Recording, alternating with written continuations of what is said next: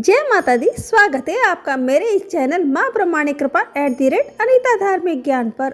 आज मैं आपको धर्मराज की कहानी सुनाने जा रही हूँ। अगर आपने मकर संक्रांति से संकल्प लिया है तो धर्मराज जी के साथ में 8 कहानी जरूर सुननी चाहिए, तभी हमें कहानियों का पूरा फल मिलता है। धर्मराज जी की कहानी के साथ साथ में ये 8 कहानियों के नाम इस प्रकार है। एक तो है पोपाबाई की कहानी, एक राई दामोदर की कहानी, एक पतवारी माता की कहानी, आड़ी बाड़ी की कहानी, धरती माता की कहानी और तुलसी माता की कहानी और सूर्य नारायण रविवार की कहानी।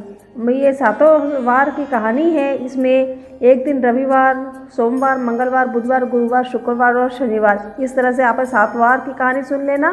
लेकिन मैं तो इसमें सिर्फ एक रविवार की कहानी ही आपको सुनाने जा रही हूँ। आशा करती हूँ कि आपको ज़रूर पसंद आएगी। इसके लिए आपको कहीं जाने की ज़रूरत नहीं है और ना ही किताब की ज़रूरत है। आपको मेरे द्वारा सारी कहानियाँ सुनने को मिलेगी और बहुत पुण्य मिलेगा।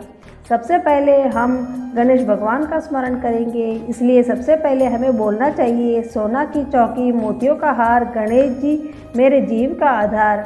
ये 5 बार बोलना है ये और गणेश जी का नाम लेना है, गणेश जी गणेश जी गणेश जी गणेश जी करके।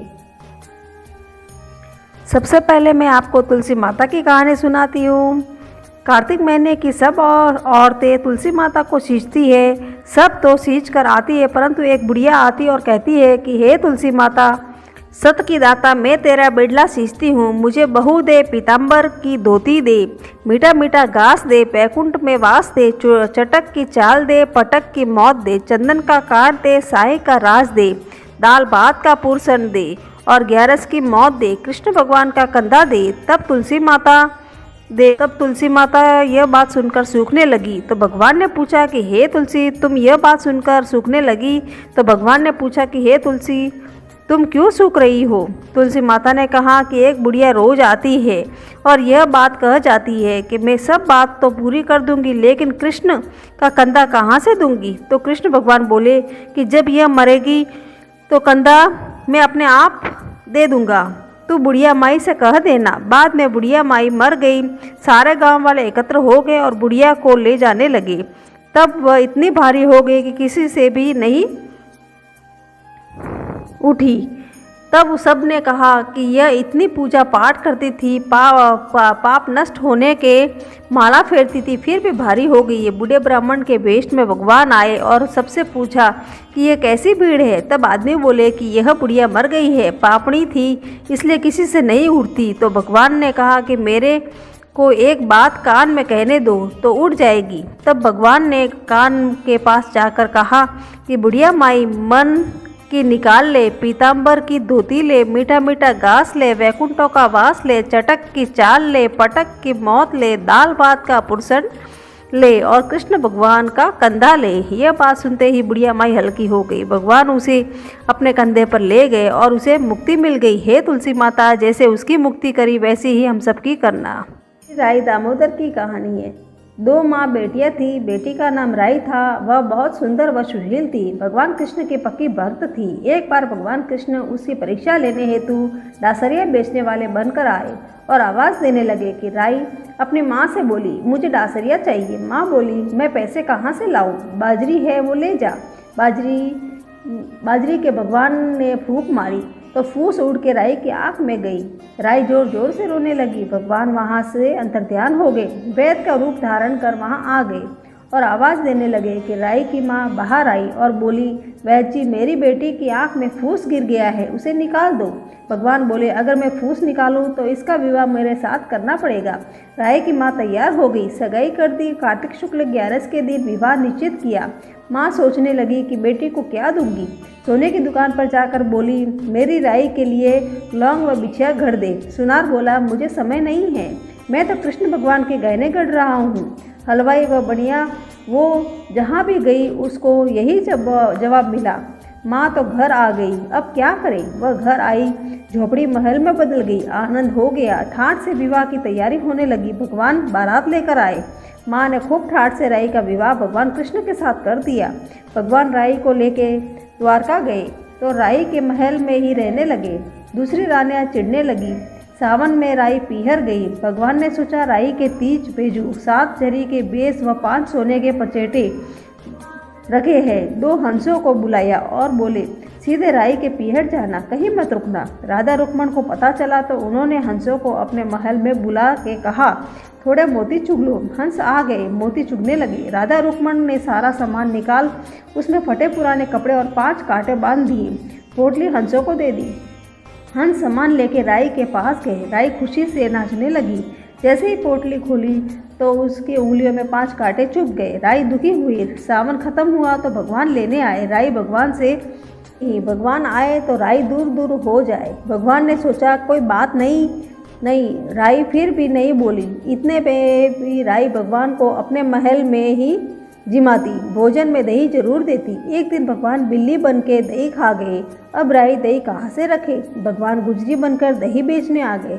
राई नीचे जाकर बोली, थोड़ी सी दही दे दो। गुजरी रूपी भगवान बोले, राई तुम उदास क्यों हो, हमने सुना है आप भगवान से नाराज है। राई बोली, तुझे क्या मतलब, तू जा।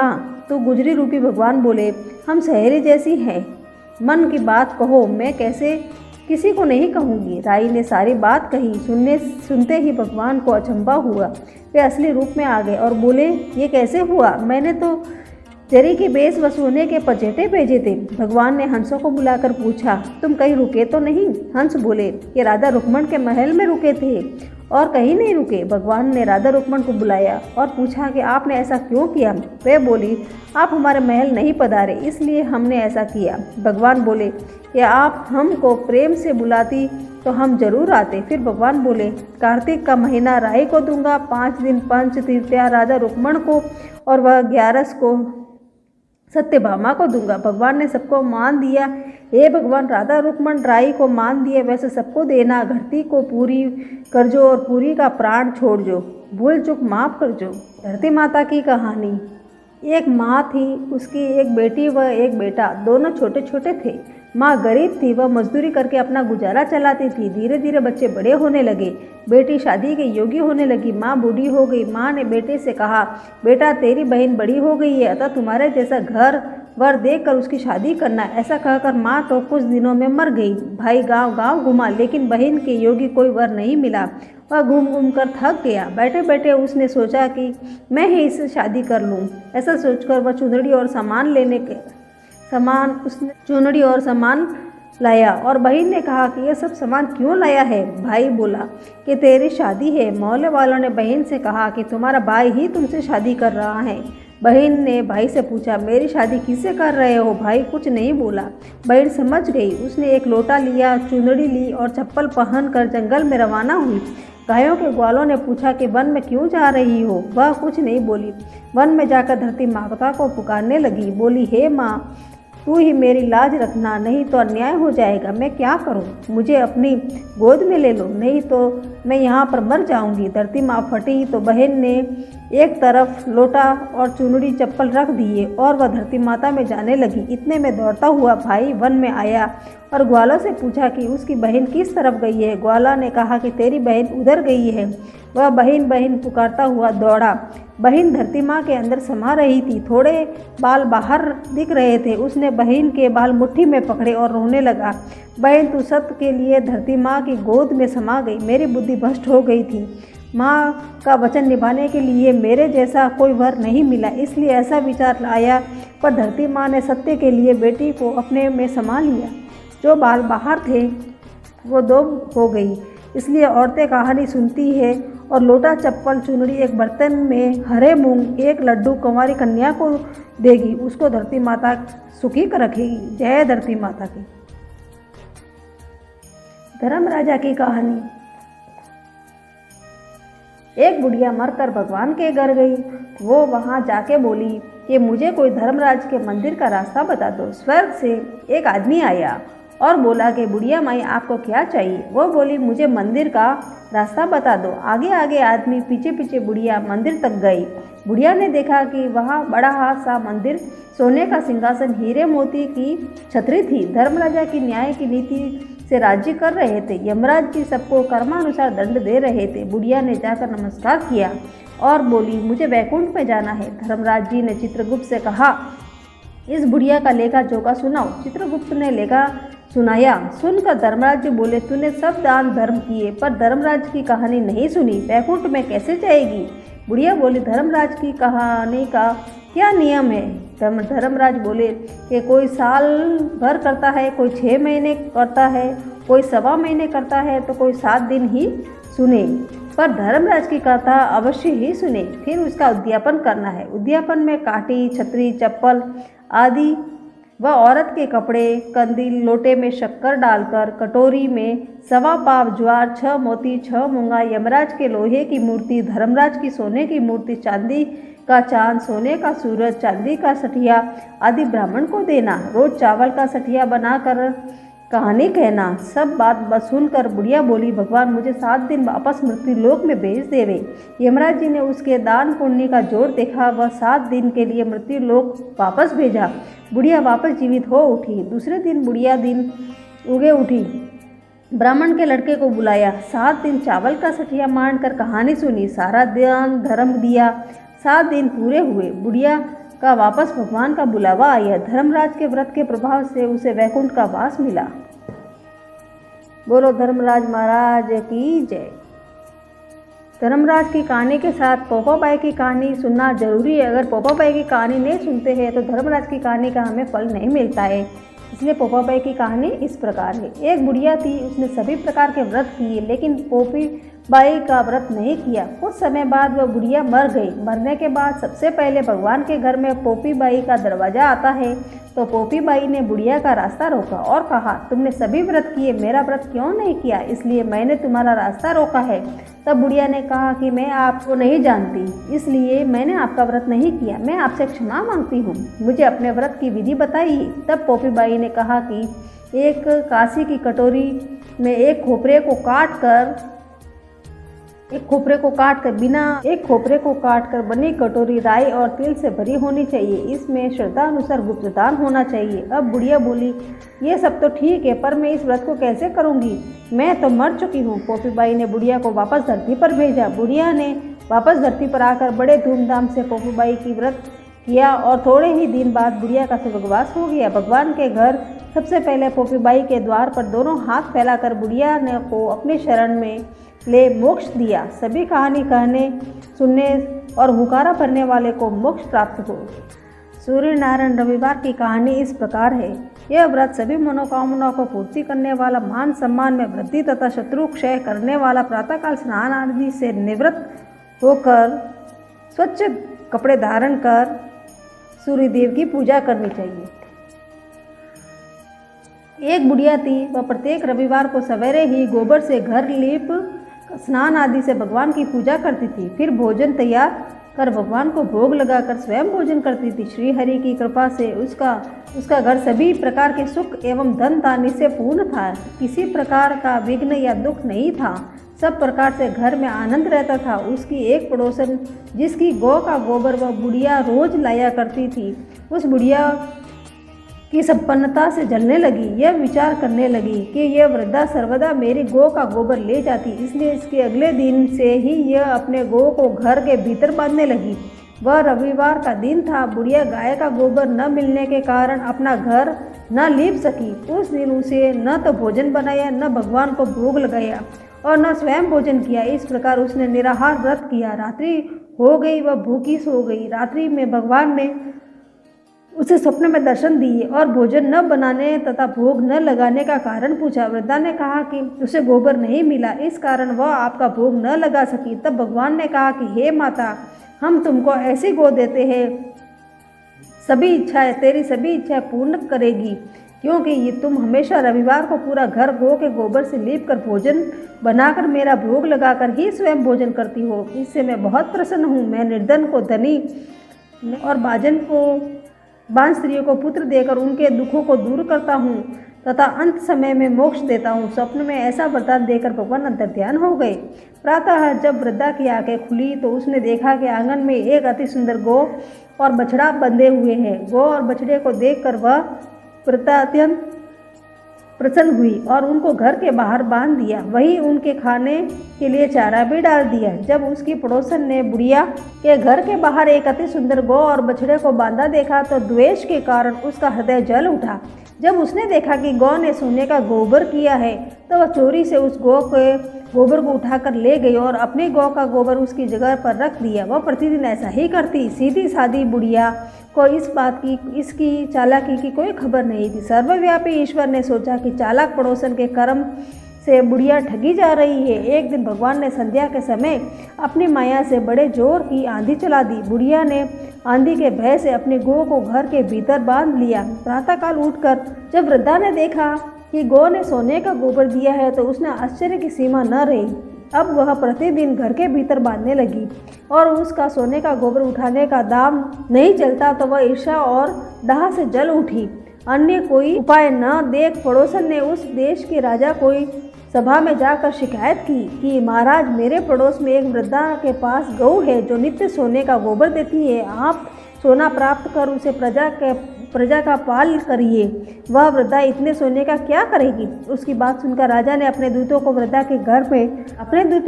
के घर से गऊ लाने का आदेश दिया। वृद्धा प्रातः भगवान का भोग लगा भोजन ग्रहण करने जा रही थी कि राजा के कर्मचारी गऊ खोल कर ले गए। वृद्धा बहुत रोई चिल्लाई, किंतु राजा के कर्मचारी के सामने कोई क्या कहता। उस दिन वृद्धा गऊ के वियोग से भोजन न कर सकी और रात भर रो रो कर ईश्वर से गऊ को पुनः पाने के लिए प्रार्थना करती रही। राजा गऊ को देख बहुत प्रसन्न हुआ, लेकिन अगले दिन सुबह जैसे ही वह उठा तो महल गोबर से भरा दिखाई देने लगा। राजा यह देखकर घबरा गया। भगवान ने रात्रि में राजा को सपने में कहा, हे राजा, गाय वृद्धा को लौटाने में ही तेरा भला है। इस रविवार के व्रत से प्रसन्न होकर मैंने यह गऊ उसे दी है। प्रातः होते ही राजा ने वृद्धा को महल में बुलाकर बहुत से धन के साथ सम्मान सहित गाय और बछड़ा उसे लौटा दिया और अपने कार्य के लिए क्षमा प्रार्थना की। इसके बाद राजा ने उसकी पड़ोसन को बुलाकर उचित दंड दिया। इतना करने के बाद राजा के महल से गंदगी दूर हुई। उसी दिन से राजा ने नगर वासियों को आदेश दिया कि राज्य की समृद्धि तथा अपनी समस्त मनोकामनाओं की पूर्ति के लिए रविवार का व्रत करें। व्रत करने से नगर के लोग सुखी जीवन व्यतीत करने लगे। अब कोई बीमारी तथा प्रकृति का प्रकोप उस नगर पर नहीं होता। सारी प्रजा सुख से रहने लगी। जय सूर्य नारायण भगवान की जय। पथवारी माता की कहानी। एक बार पथवारी पाल और विनायक जी के झगड़ा हो गया। सब खुद को बड़ा बताने लगे। इतने में एक ब्राह्मण का लड़का आया। पाल पथवारी गजानन जी ने उसे रोका और कहा, लड़के रुक जा और हमारा न्याय चुका। लड़का बोला, मैं कल वापस आऊँगा, तब न्याय करूँगा, आज तो जाता हूँ। घर आकर लड़के ने माँ से कहा कि माँ, मुझे कल पाल पथवारी गणेश जी का न्याय कर चुकाना है। तो माँ ने कहा, बेटा सबको बड़ा बता देना। दूसरे दिन लड़का वहीं गया और बोला, पाल माता आप तो बड़ी हो, क्योंकि हर व्यक्ति आता है, स्नान ध्यान करके जाते समय पैर की ठोकर दे जाते हैं, फिर भी आप नाराज नहीं होती। और पथवारी माता आप भी तो बड़े हो, क्योंकि आदमी कितने भी तीर्थ कर ले, धर्म ध्यान कर ले, पर आने पर आपकी पूजा किए बिना उसका कार्य पूर्ण नहीं होता, इसलिए आप भी बड़ी हो। अब विनायक जी से लड़का बोला कि आप तो बड़े ही हैं, क्योंकि सब देवों को मना ले, पर आपको ध्याए बिना कोई काम सिद्ध नहीं होता, इसलिए आप बड़े हो। पाल पथवारी विनायक जी प्रसन्न हो गए। बोले, लड़के तूने तो हम सबको बड़ा कर दिया, और उसको आशीर्वाद तथा थोड़े जौ के दाने अंगोछे में डाल दिए। लड़का सोचने लगा, ये तो घाटे का सौदा है। सारा दिन खराब करके न्याय चुकाया और इतने से जौ मिले। खिन्न मन से घर आकर जौ एक कोने में डाल दिए और अंगोछा रख दिया। माँ अंगोछा समेटने लगी तो झटकाते ही उसमें से हीरे मोती खीर के चमकने लगे। माँ बोली, बेटा न्याय चुका के क्या लाया? लड़का बोला, माँ कोने में जौ पड़े हैं, देख ले। माँ वहाँ गई तो देखा कि हीरे मोती की ढेर जगमगा रही है। अब तो माँ का खुशी का ठिकाना ही नहीं रहा। माँ ने बेटे को बुलाकर कहा, बेटा आज तो पथवारी माता विनायक जी ने हमको ठूटा है। माँ बेटे बहुत प्रसन्न हुए। हे भगवान, पाल पाल पतवारी माता विनायक जी महाराज जैसे ब्राह्मण के लड़के को ठूटे, वैसे ही सबको ठूटना। कहानी कहने सुनने व हुंकारा भरने वाले सबको सुख समृद्धि धन धान्य देना। आड़ी बाड़ी की कहानी। सब कहानियाँ बोलने के बाद आड़ी बाड़ी की कहानी कहना जरूरी है, इसलिए आड़ी बाड़ी की कहानी इस प्रकार है। आड़ी बाड़ी सोना की बाड़ी, जी में बैठी कान कुआड़ी कई कई मांगे 36 करोड़ देवता मांगे। बाड़ी सिंचा कई कई होवे, अन्न होए धन होए लाज होए लक्ष्मी होए। बिछड़िया को मेल होए, निपुति के पुत्र होए। सासू को पुरसन बहू को जीवन, उठ भाई तपसी जिम भाई लपसी। भाई को थान भौजाई को मान, थाने थारी वार्ता रो फल और माने मारे व्रत को फल। इस प्रकार हमारी सभी कहानियाँ पूरी होती है। इसलिए जय श्री कृष्णा, जय श्री राधे राधे।